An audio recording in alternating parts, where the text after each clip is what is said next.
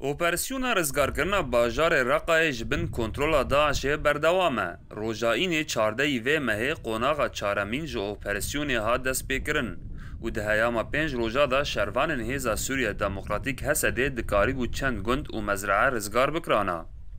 Li gorî fermandariya operasyonê got armanc ji parvekirina operasyonê ser qonaxên cuda cuda ew e got deverên tên rizgarkirin bi temamî werin paqijkirin ji mayînan û tûnelên Daişê werin girtin. û ji ber ferahbûna erdê Reqayê ji her deverekê ra pîlaneke cuda tê danîn. Her wiha pêwîst e got dem bi dem hinekî şervan rawestin.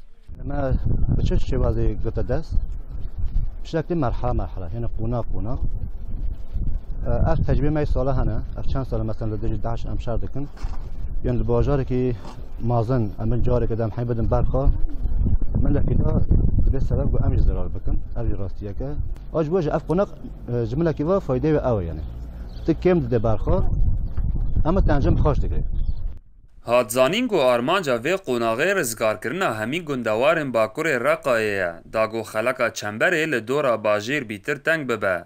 Şervanên Hesedê tekez dikin got di demekekin da dê pîlana qonaxa çaremîn bi dawî bibe û şer dê derbasî navenda bajarê Reqayê bibe. Li gorî şervanan got çekdarên Daişê nikanin li pîşiya wan berxwe bidin û tenê mayîn û otomobîlên bombekirî bikartînin da got pêşketina operasyonê biseknînin. واقفين احنا بكوبش غربي املك كوباش غربي راوستاينا و اوه جوكا تل سمنا ما جزو و رزگار کرنها ام در باسی کوباش غربی بونو ام براورق قدچین کو 15 کیلومتر جور دوره.